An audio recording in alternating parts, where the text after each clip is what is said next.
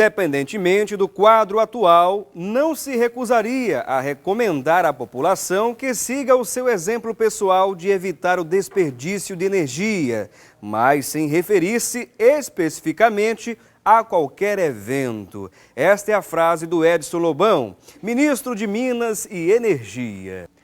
Olá, muito bom dia para você. Sempre um prazer especial adentrar na sua casa, no seu lar, no seu trabalho, onde quer que você esteja acompanhando o programa Assunto do Dia em mais uma temática importante. E hoje vamos falar aqui sobre economia de energia. Todos os 200 milhões de brasileiros ligam a algum aparelho que necessita de energia elétrica, é claro. Não é nenhum mistério de que o produto gerado nas usinas hidrelétricas, pela energia solar, pela energia eólica, enfim, é essencial para a vida na terra da pós-modernidade. Mas em todo o país existem polêmicas e dúvidas sobre a melhor utilização dela. Isso com responsabilidade ambiental, que introduz aqui o tema do programa Assunto do Dia de hoje, um tema muito importante, e você vai poder participar aqui do nosso debate. Isso mesmo, pode participar, já posso deixar aqui as formas de você estabelecer contato conosco através das nossas redes sociais, da nossa linha interativa também. Você pode mandar sua mensagem para a nossa fanpage lá no Facebook, pelo facebook.com/assunto do dia, bem como através do nosso Twitter, pelo @assunto do dia TV. Você pode ligar para o 0 Operadora 81 3424 1977. Esta é a nossa linha interativa, já está liberada, você pode participar sobre o tema de hoje, economia de energia, né? E hoje contamos com a presença em nossos estúdios do Augusto César, ele que é professor de engenharia da Universidade Federal de Pernambuco. Além dele, contamos com a presença do Benedito Parente, ele que é gerente geral de planejamento e gestão da Secretaria Estadual do Meio Ambiente e Sustentabilidade. E queremos agradecer a presença de vocês, é um prazer recebê-los aqui no programa Assunto do Dia. Muito bom dia para vocês. Bom dia.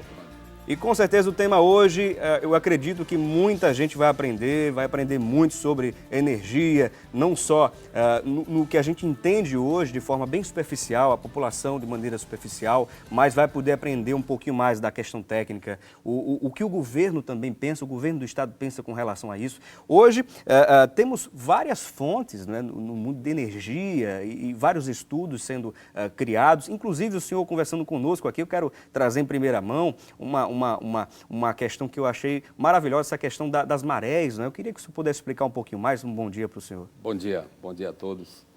Nós temos a felicidade de estar introduzindo na nossa matriz energéticas uma inovação em termos de energia renovável, que é a energia das marés, que é uma energia que você capta no fundo do mar, numa região que você escolhe para colocar placas de deflexão.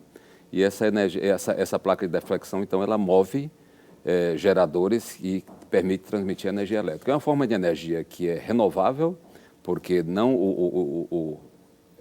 é esgotável os seus recursos e pode contribuir muito para tornar a nossa matriz cada vez mais limpa.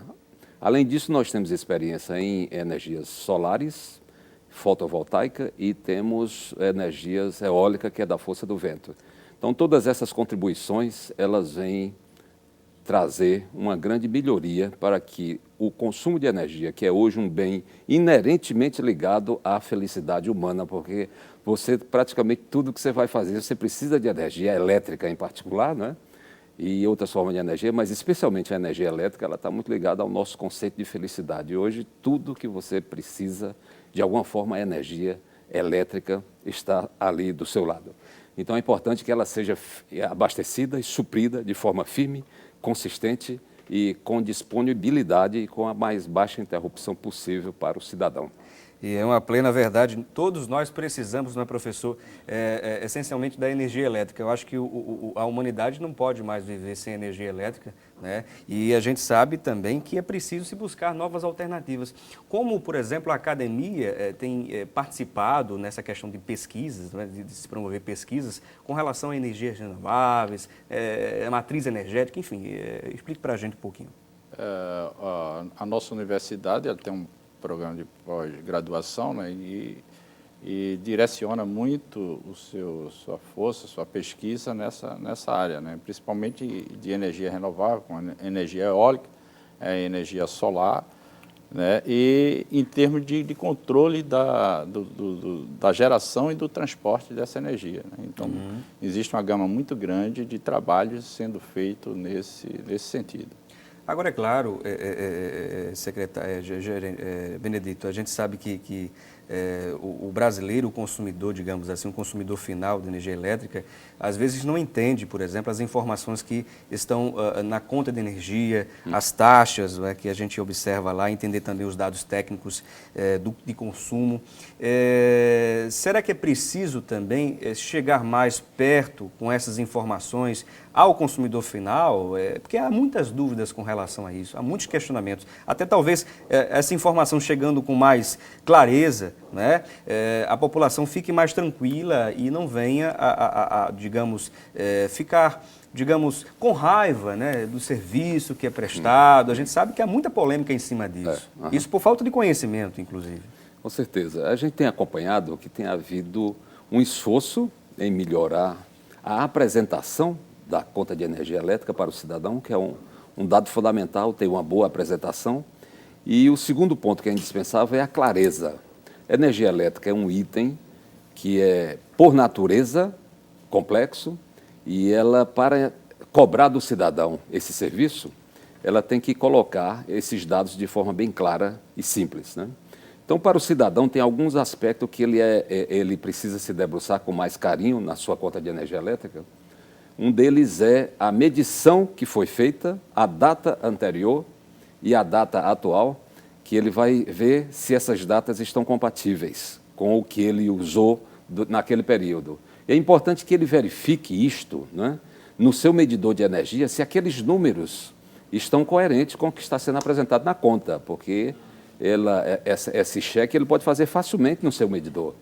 O número que aparece lá em quilowatt-hora usado dentro daquele mês, normalmente a conta traz também um grande auxílio, que é um gráfico de barras. É importante também o consumidor olhar se esse gráfico de barras, que é demonstrado um histórico dos últimos 8 meses, está compatível com o seu estilo de vida. Se naquele mês aquele gráfico de barra aumentou, se diminuiu, se aquilo coincide com um período maior de gente, de visitas, de uso mais intensivo de equipamentos dentro de casa. Então, esse gráfico de barras é muito importante o cidadão acompanhar. E então, com essa análise cuidadosa, o cidadão fica mais seguro de que o bem que ele está pagando, tão precioso, que é a energia elétrica, está compatível de fato com o que ele usufruiu durante esse período de utilização.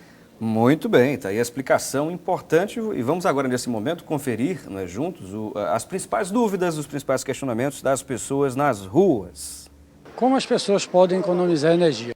Essa é uma excelente pergunta, inclusive, que eu vou encaminhar aqui para o Augusto César, porque é muito pertinente, né, a essa preocupação, né, da economia da energia. A gente sabe que a energia, aliás, essa questão da energia tem que se buscar alternativas, né, até para evitar, por exemplo, né, casos como ocorreram aqui no Brasil de apagão, né. Há uma preocupação muito grande da população, sobretudo, com relação a isso. Com certeza.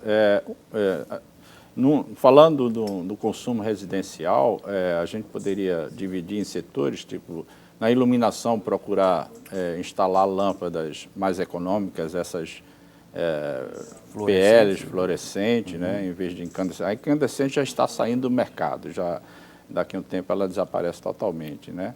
Mas procurar, hoje em dia tem a nova tecnologia da lâmpada LED, que é uma lâmpada muito mais econômica do que a fluorescente.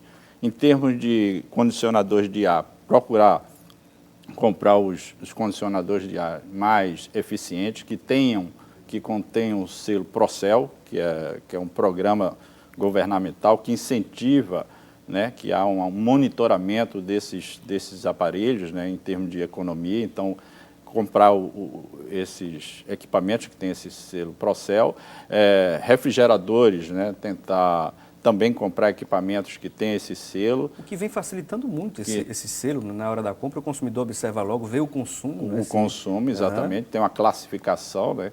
Então procurar sempre adquirir equipamentos desse tipo. E na questão do refrigerador, sempre tentar ver a manutenção desse refrigerador em termos de vedação, né?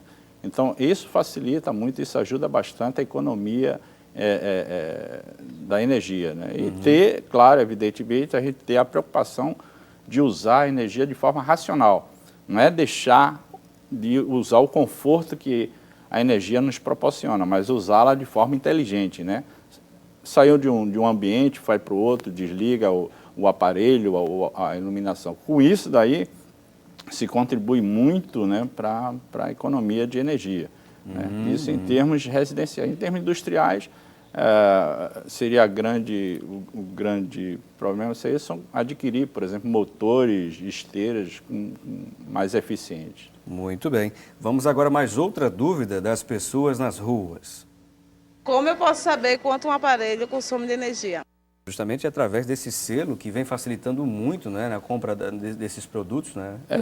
Tem o selo também, mas todos os aparelhos, eles trazem detrás dele, em algum lugar, eles trazem uma tabelinha dizendo a potência, dizendo o consumo, a corrente, a tensão. Então, pela potência dá para saber o consumo daquele aparelho. Mas todos eles, se você virar em qualquer aparelho, eles trazem essa informação. No caso, é uma regra geral a utilização desse selo nesses produtos o selo que? O selo Procel? Aliás, o selo com consumo, sim, assim, é obrigatório? Porque ele indica a tensão, certo? Indica a corrente, indica a potência. É uma regra, todos os aparelhos devem conter essa informação. Eu acredito que, com certeza, principalmente na região Nordeste, né, quem são os moradores da região Nordeste, né, e muitos agora estão nos acompanhando lá na Bahia, em Alagoas, em outros estados, pela internet, pela parabólica, enfim, né, com certeza sabem bem do que estou falando, né? É muito calor aqui no Nordeste, com certeza aumentou o número de pessoas que adquiriram em suas residências, em seu trabalho, enfim, o ar-condicionado. Existe, além desse selo informando a questão do consumo, alguma outra informação de forma técnica que as pessoas podem optar na hora da compra para diminuir o consumo? Olha, não é cultura nossa, não é cultura brasileira, mas de ler manuais, né? Todos esses equipamentos, Parece que o brasileiro tem um pouquinho de preguiça. Pois é. Todos esses equipamentos que se adquirem em lojas, com ele vem um manual. E o manual, com certeza, vem essas informações. E fora isso, graças a Deus, a gente hoje vive numa era de internet, né? Então, verdade. A gente tem que fazer uso também disso daí, se a gente quer contribuir para a economia da energia. Né? Com certeza, professor. Vamos agora a um breve intervalo. Daqui a pouquinho a gente volta aqui com mais informações. Esse bate-papo aqui está muito interessante, a gente está aprendendo bastante. Vamos agora a esse intervalo, mas você confere, antes de irmos a esse breve, uma breve parada aqui, a gente vai conferir nesse momento a previsão do tempo para hoje aqui em Pernambuco. A previsão para quase todo o estado é de sol, com muitas nuvens durante o dia, pancadas de chuva a qualquer hora. Em Petrolina, o sol aparece com muitas nuvens e não chove. Em Recife, a máxima pode chegar a 30 graus. Já em Caruaru, a máxima é de 29. Em Santa Cruz do Capibaribe, a mínima chega a 21. Em Arco Verde, a mínima pode chegar a 19 e a máxima a 28. Já em Petrolina, a máxima esperada chega a 36 graus. Conferimos aí, portanto, a previsão do tempo. Vamos a esse breve intervalo e você aproveita e manda a sua mensagem para a gente. Daqui a pouco a gente volta. Hildo, você concorda em racionalizar a energia? Concordo, sou de pleno acordo. Eu acho que nós já temos dificuldades e daqui para frente a tendência é faltar.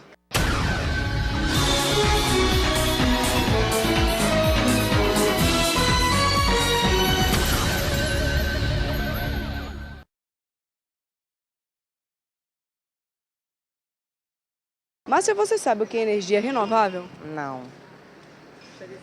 Gostaria de saber.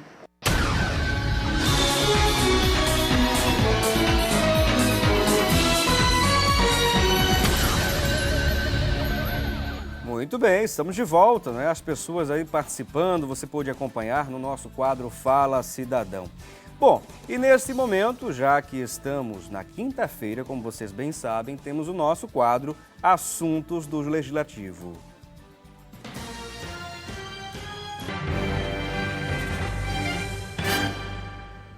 E no assuntos do Legislativo de hoje, vamos conversar por telefone com o deputado federal, pastor Francisco Eurico, do PSB de Pernambuco. Deputado, é sempre um prazer contar com a sua participação aqui no assunto do dia.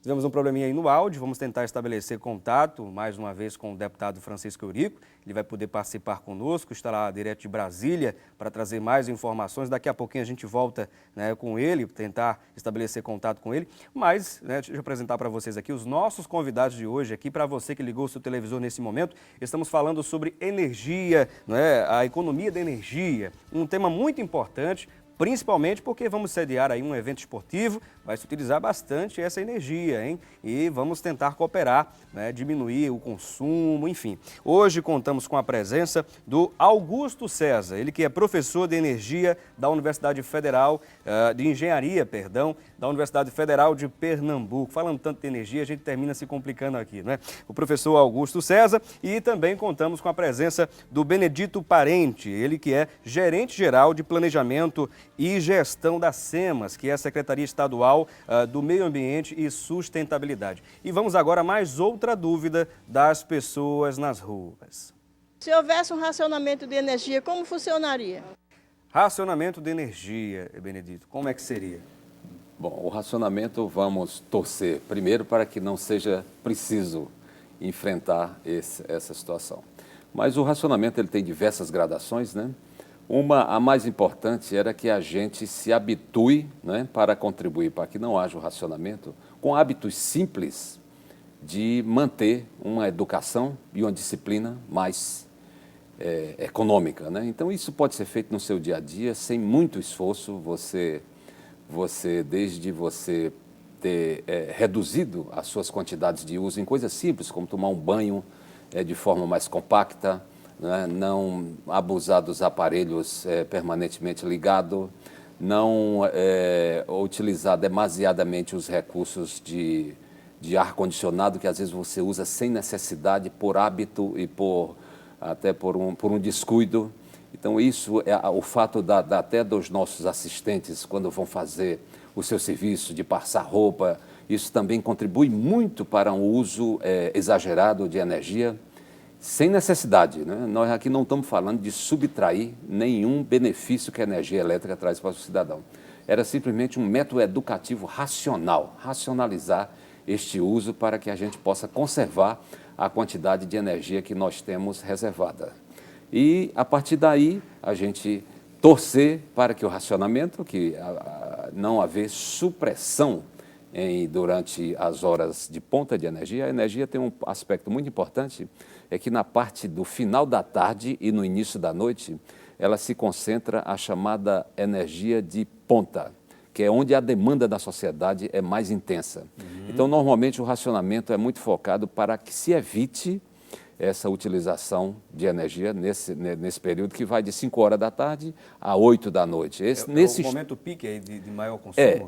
Porque as pessoas estão chegando nas suas casas, começam a tomar banho com chuveiro, às vezes até sem necessidade, porque, como você falou, o calor é muito grande. É verdade. Às vezes você toma banho quente por hábito, está lá ligado, mas você nem está precisando daquilo, porque o calor está muito intenso. É verdade. Então, isso é uma medida muito simples que contribui muito para evitar o racionamento. O outro é chegar em casa e ir ligando tudo sem necessidade. Às vezes você chega com um pouco de luz do dia ainda, mas mesmo assim tem o hábito de ligar. É mais pelo hábito, não é? Pelo hábito, nem né? pela necessidade, digamos assim. Outra é ligar os aparelhos e sair do ambiente que o aparelho está, que aquilo não vai nem fazer nenhum benefício a você. É verdade, não é isso? é verdade. Então, esse tipo de medida simples, né, ele contribui muito para que a gente não tenha nenhuma interrupção do fornecimento de energia. É o que nós esperamos, não é? É o que nós esperamos. E agora sim estamos, não é, com o deputado federal, o pastor Eurico, na linha, ele que está em Brasília, deputado. Bom dia, deputado. Bom dia, meu querido. O senhor está em Brasília, não? Porque o negócio é sério. O senhor está em Brasília? Tudo bem. Tudo bem, deputado? Nossas saudações a todos aí, sintonizados para o Rede Brasil, especialmente nesse programa especial, que tem sido de muita importância para a sociedade de uma forma geral. E hoje o tema, acredito, orientativo e que faz com que até ajude aí no bolso das pessoas, né? É verdade. É o que nós esperamos, né, deputado? É o que nós esperamos aí. E deputado, quais são as principais pautas que estão sendo discutidas na Câmara Federal? Bom, vamos voltar a um tema que tem sido assim meio complicado em todo o processo, que há pedidos da própria Presidente da República para não se pautar nada que venha trazer despesa para os cofres públicos. Aí nós estamos tendo muitas dificuldades, mas o presidente da Casa resolveu dizer que vai cumprir com a sua palavra, vai tentar se rever essa questão dos nossos agentes comunitários de saúde, que tem sido um constante pedido, que estão na luta, a questão do piso salarial dos agentes comunitários e endemias, que o ano passado entrou em pauta, mas depois teve que sair, mas o presidente prometeu que ainda, antes de terminar essa legislatura, vai estar colocando em votação, embora há forças superiores que não querem autorizar, como também se reacendeu a briga novamente pela PEC 300, que é aquela questão dos policiais, civis e militares e bombeiros, que é um outro assunto que tem sido de muito sofrimento para os militares, os policiais, os bombeiros, que vem lutando ao longo de muitos anos. E agora chegou o seu denominador que vai se tentar colocar em pauta, mesmo contra a vontade da Presidente da República, porque temos que discutir isso exatamente na casa onde deve ser discutido, que é exatamente na Câmara dos Deputados.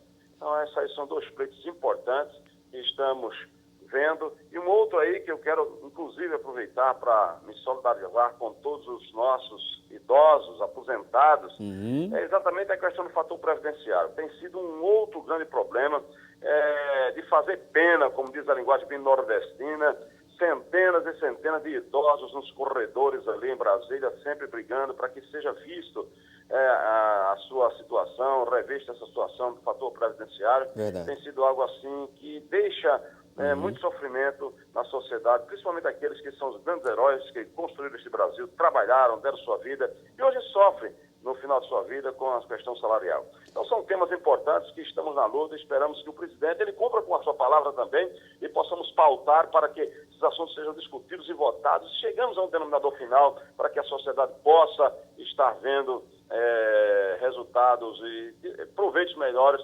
para a sua situação. Muito bem, deputado. Agradecemos, portanto, as informações que o senhor trouxe para a gente, direto de Brasília, não é? E esperamos, no próximo encontro, o senhor trazer mais informações também, continuar trazendo mais informações para o programa Assunto do Dia. Muito obrigado. Tá ok, muito obrigado. Um abraço a todos. Pois bem, conversamos, portanto, no nosso quadro Assuntos do Legislativo com o deputado federal Pastor Eurico, do PSB de Pernambuco. E vamos continuar conversando aqui com os nossos convidados e já temos dúvidas sobre o tema de hoje, que é economia de energia, um tema importante. Vale a pena você continuar assistindo até o final, né, do programa Assunto do Dia. Vamos a essa pergunta das ruas. Por que a energia solar ainda não é tão utilizada? É uma boa, excelente pergunta essa, Benedito. É muito boa essa pergunta, porque dá a oportunidade de a gente esclarecer. Hoje, a nossa matriz elétrica brasileira é predominantemente hidroelétrica. São lagos que acumulam água, essa água entra numa turbina, a turbina gira e um rotor gera um campo eletromagnético que é produzido através de uma energia, de uma corrente elétrica. Essa corrente elétrica é transmitida para a cidade, para os centros consumidores. Muito bem. Isso é muito bem estabelecido, muito bem consolidado. Nós somos talvez uma das matrizes hidroenergéticas mais consolidadas do mundo. Entre a gente, o Canadá e a China, nós temos grandes bacias hidroenergéticas. Porém, os nossos rios estão esgotando a sua capacidade. Nós temos grande capacidade de geração hoje instalada no Rio São Francisco, com cerca de 9.000 megawatts, no Rio Paraná, no Rio Tocantins, e no Rio Grande. Esses são os grandes rios brasileiros que abastecem o suprimento de hidroeletricidade. Só que eles já foram instaladas as suas usinas que podiam ser instaladas, salvo alguns rios do Xingu e do Tapajós, na Amazônia, ainda tem espaço para isso. Portanto, nós precisamos acrescentar a essa matriz energética hidroelétrica outras formas de energia. E dentro dessas formas de energia, há que tem um destaque especial. É a energia eólica, por ser já consolidada a tecnologia e ter um preço compatível com o preço da energia hidroelétrica, e a energia solar. Por quê? Na fonte de tudo isso, o sol é a fonte primária de todas as formas de energia da Terra. O Sol é o pai de todas as formas de vida na Terra. E ele é gratuito, então é muito conveniente que nós desenvolvamos uma tecnologia capaz de pegar essa energia do Sol e, através dela, a gente prover as necessidades da sociedade.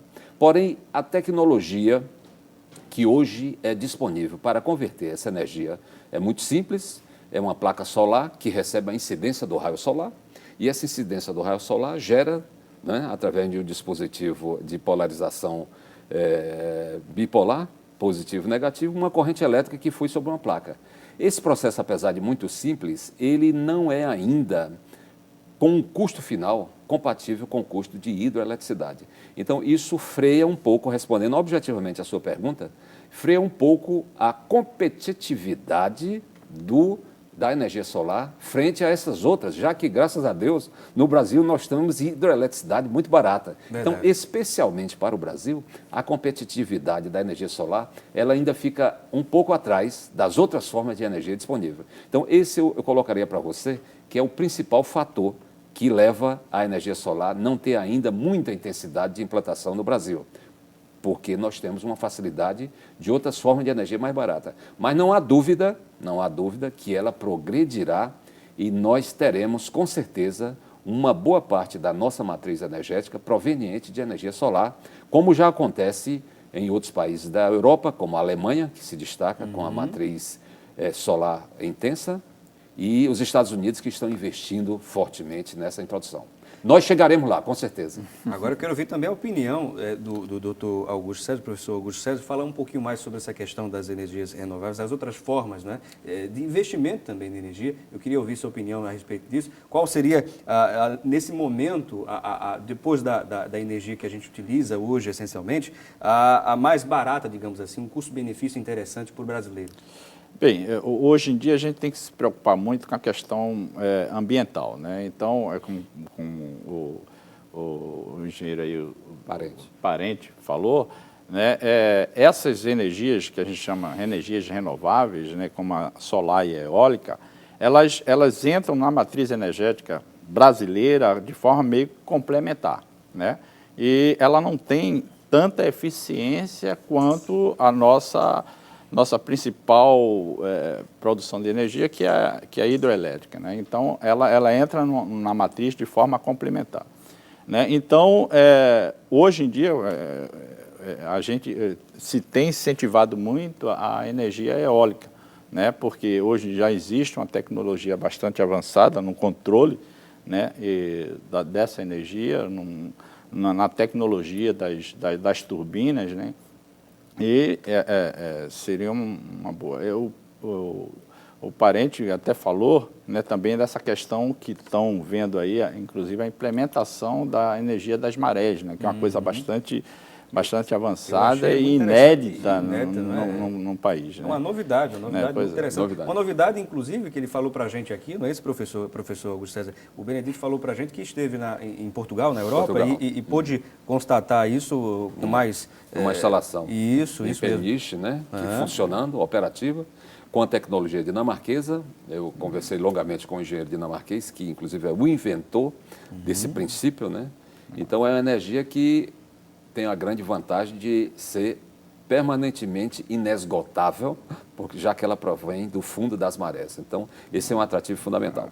Porém, ela também carece de uma melhor competitividade de preço, né, para o seu quilowatt final instalado na sua produção. Então, ela terá que, conforme a gente falou para a energia solar, terá que evoluir muito ainda o seu processo produtivo de eficientização para que o quilowatt final instalado seja compatível com as outras formas de energia baratas que nós temos, graças a Deus, no nosso país.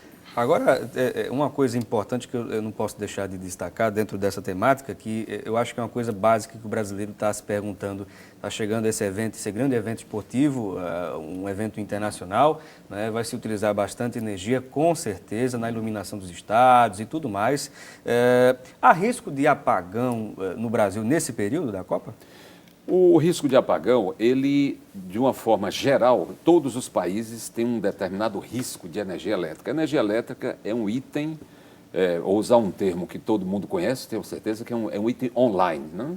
Então, na hora em que a gota d'água está caindo lá em Paulo Afonso, no gerador, esse gerador tem que girar, isso tem que produzir uma corrente elétrica, essa corrente elétrica tem que ser elevada à sua tensão e tem que transferir para as cidades e naquele instante tem que ser consumida. Então, com isso, é um item de bastante precisão e bastante necessidade de ininterruptibilidade. Então, e claro, um serviço de tão longa distância, ele tem sempre as suas possibilidades de interrupção. E o outro fator que coloca em risco é justamente as nossas fontes primárias de produção de energia, que no nosso caso é a água.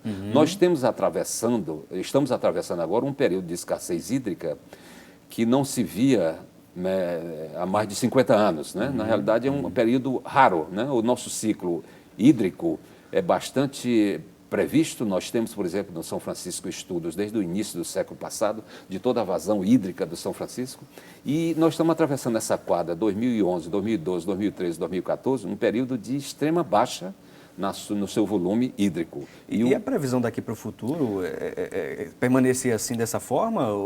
Não se espera, por quê? Porque historicamente nunca houve um período tão grande de escassez hídrica, né?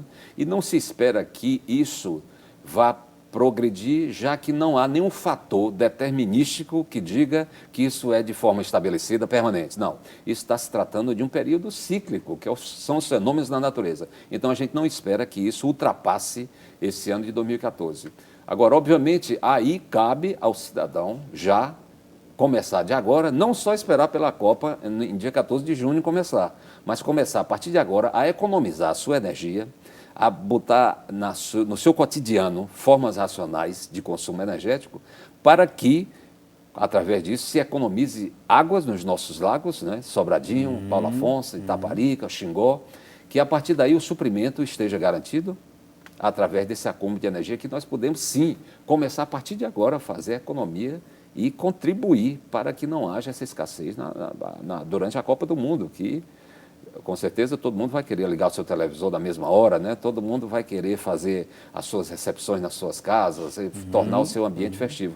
Mas a gente precisa, então, agora fazer um sacrifício a partir de agora, adotar um consumo racional a partir de agora. Muito bem. Vamos agora dar uma pequena pausa aqui na nossa conversa. Queríamos agradecer aqui a participação de todos os nossos internautas, a Dinha Lima participando conosco, a Eliude Alves, lá de Gameleira, aqui no estado de Pernambuco, participando conosco, a Fabi Dias, o Ismael Holanda Fernandes, a Camila de Oliveira Passos, né, lá de... muito bem, Alagoas. Muito obrigado pela participação de vocês, tá bom? E a Miscelane também participando aqui, curtindo, né? Enfim, aqui a fanpage do programa Assunto do Dia. Vamos a esse breve intervalo, daqui a pouquinho a gente volta. Renato, você costuma economizar energia? É lógico, tem que controlar, não é? Usar o suficiente, porque na verdade a energia em Pernambuco está muito cara e também problema sério na selva. No bairro onde eu moro, no Curado 4, toda semana falta energia. Agora para cobrar, a conta no instante chega na data certa. Eu acho que se deve economizar para evitar.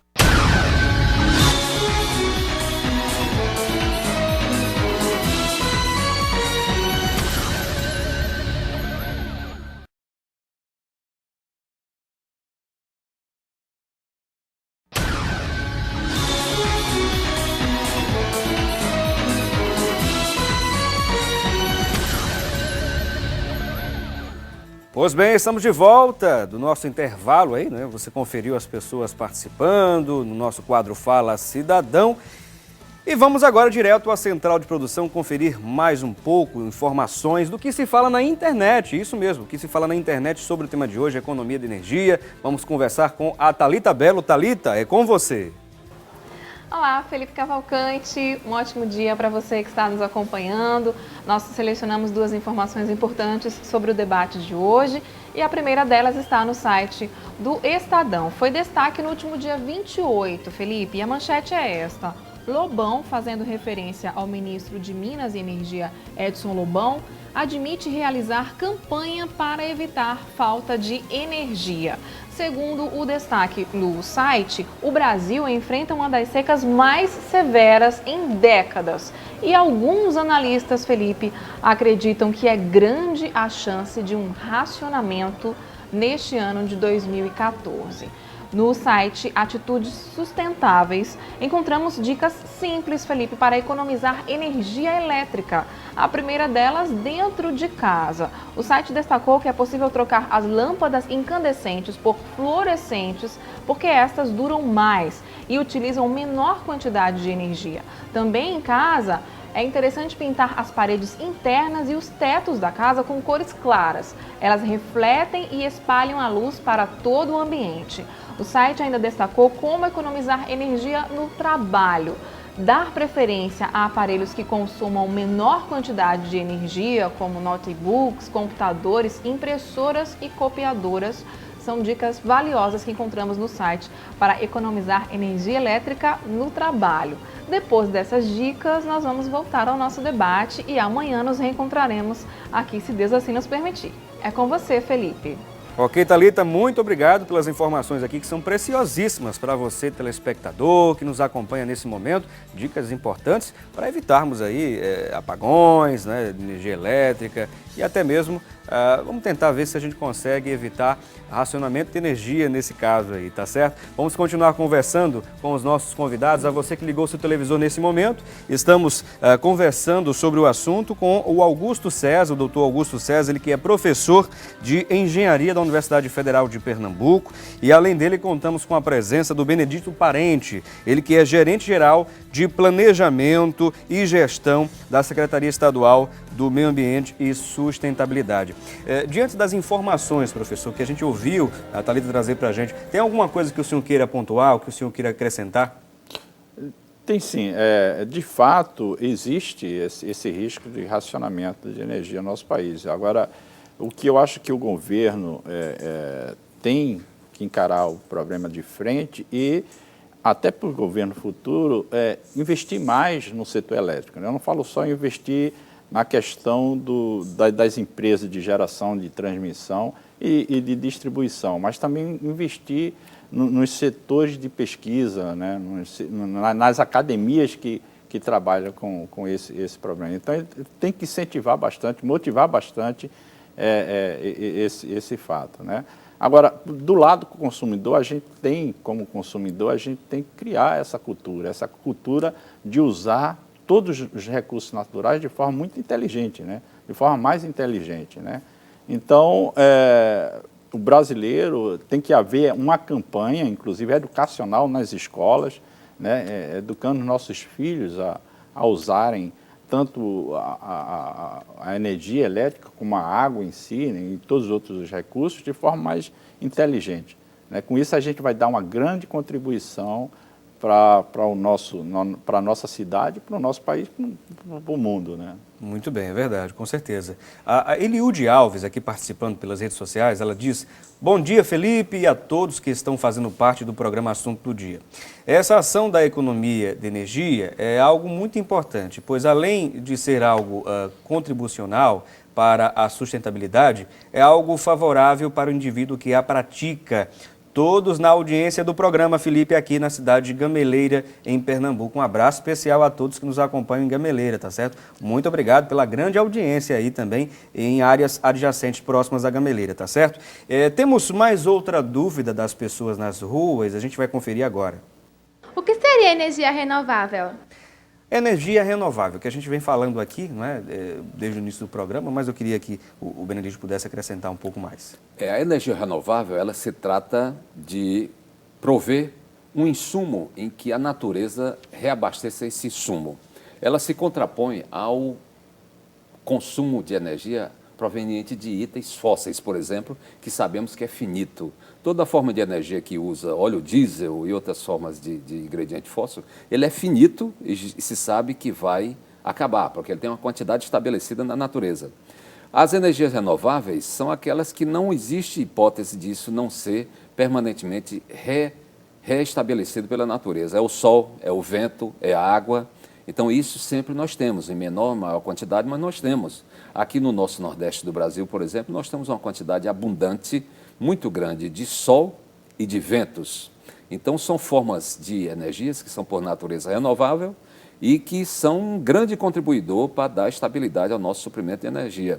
Outro item importante é que nós temos os combustíveis fora da energia elétrica baseado também em biocombustíveis. É outra forma inteligente de você estabelecer, porque o biocombustível, normalmente, ele é extraído de um ingrediente agrícola e que pode ser restabelecido permanentemente, o homem empregando, inclusive, uma cadeia produtiva mais larga. O homem vai produzindo aquele ingrediente agrícola e aquilo é transformado em biocombustível que gera o seu destino final através de energia elétrica, outra forma de energia, de propulsão, de mobilidade, especialmente em mobilidade. Hoje a mobilidade, cada vez mais, ela se insere dentro da matriz energética, porque na medida que você usa um biodiesel, por exemplo, você está introduzindo no ambiente uma quantidade muito menor de poluentes, de gases de efeito estufa, de outros gases e de poluentes que prejudicam a saúde humana.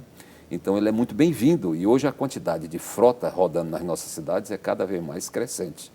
Verdade. Então, é muito prudente a gente já ir trabalhando também numa substituição desses combustíveis tradicionais para combustível mais sustentável, mais renovável, como é o caso do biocombustível. Bom, eu queria deixar os últimos minutos para a contribuição final, para o esclarecimento final, digamos assim, uma síntese daquilo que a gente conversou aqui ao longo do nosso debate, começando aqui pelo professor Augusto César, fazendo uma síntese daquilo que a gente conversou aqui no programa e também trazendo alguma informação nova, alguma outra orientação importante para a população. Bem, eu agradeço a oportunidade de estar aqui a gente debatendo esse assunto tão importante, né? E dizer o seguinte, hoje em dia a gente tem que ver que a maioria das formas de energia são convertidas, né, em energia elétrica, né, porque hoje em dia a gente tem um domínio, um conhecimento muito grande no controle, né, dessa energia, né? Você vê, por exemplo, daqui a um tempo a gente vai ter nas nossas vias, nossas estradas, o carro elétrico, né? Por ser menos poluente, por questão de ruído, traz todo um benefício. Então, você vê, a maioria das energias hoje é convertida em eletricidade porque a gente tem esse controle. A ciência, o conhecimento nos proporcionou isso daí, entendeu? Hoje em dia, tudo que é energia é convertido em elétrico porque tem esse controle. E é importante, como eu já enfatizei aqui, é importante que o governo encare isso de forma séria e invista no setor elétrico, invista nas universidades, invista no centro de pesquisa, para que haja uma motivação, para que haja maiores conhecimentos, para que a gente não passe por problemas tão sérios como é esse do racionamento, né? Porque o racionamento trava todo o desenvolvimento de um país. Com certeza. Não é isso? Com certeza. Indústrias que poderiam ser implantadas não vão ser implantadas porque não tem a fonte lá de energia, né? Indústrias que poderiam produzir mais e não tem exatamente, tanto, né? não vão poder ser implantadas, mas vão ter receita. Então, e até para o cenário mundial, isso cai muito mal para a gente, né? Verdade. Né? Então, deve haver um incentivo muito grande na parte educacional, inclusive, nas escolas, ensinando as nossas crianças como utilizá-las, ao consumidor final, como utilizar bem a energia sem abrir mão do seu conforto, entendeu? Então, esse conjunto de atividades, isso vai nos proporcionar um bem-estar bem melhor do que o que a gente está passando. Me permita, a gente vê uma coisa importante, principalmente na fala do professor Augusto César, essa preocupação na educação que o senhor tem, não é? Tenho. Né? De se promover... na educação e na pesquisa, no incentivo. Quem vive o setor de pesquisa, a gente pena um pouquinho. Não há um incentivo maior para que a gente desenvolva novas tecnologias, para que a gente faça, né, proporcione mais pesquisas nessa área. Então, tem que haver um incentivo maior, uma motivação maior para quem é dessa área, né? Para que a gente consiga. É muito ruim, a gente está numa situação que, nesse dilema, se vai haver ou não vai haver racionamento, né? O que a gente sabe, que é da área, até o doutor Parente sabe disso, é que existem estudos de planejamento. Esses estudos de planejamento não são estudos de 1, 2 anos, são estudos, inclusive, feitos a longo prazo. Então, já meio que se prevê uma carência de energia em determinado momento. Há um estudo que já dá uma indicação disso. Só que, por questões governamentais, que aí não foge do nosso escopo, vai se empurrando esse problema meio com a barriga, vai se apelando para São Pedro, né, tal, aquele negócio todo, e a gente chega a vias de ter um racionamento, que é uma coisa muito danosa para o desenvolvimento do país. Professor Augusto César, muito obrigado pela sua presença aqui no programa Assunto do Dia. Né? Agradecemos também à Universidade Federal por ter cedido a sua presença aqui. E também ao Benedito Parente, ele que é gerente geral de planejamento e gestão da SEMAS também. Muito obrigado por estar aqui conosco. Eu agradeço, foi um prazer, Felipe, estar aqui com você e com toda a sua audiência. E gostaria de me colocar à disposição para futuros debates, futuras contribuições. E gostaria de fazer uma pequena síntese do que a gente falou hoje, da matriz energética brasileira. Nós temos uma matriz energética de mais de 100 mil megawatts instalados, para você ter uma ideia. Desses 100 mil, 74 mil megawatts são de hidroeletricidade, cerca de 20 mil, aí nós estamos ainda usando geradores diesel, já estamos com 7 mil megawatts de outras fontes de energia e a gente espera que isso, doravante, cada vez mais, essas fontes alternativas sejam incrementadas para que a nossa matriz fique robusta na sua geração. Além disso, nós iremos torcer para que haja também um investimento forte na transmissão.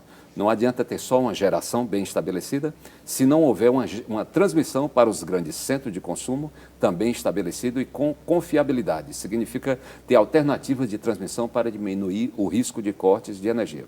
E, finalmente, a terceira etapa, que é o sistema de distribuição, para chegar ao cidadão, chegar às nossas residências, chegar aos nossos consumos, ao nosso estabelecimento comercial, que isso é uma função também finalística da energia e que ele precisa ter uma expansão compatível para que todos os setores da sociedade tenham um suprimento energético adequado e confortável.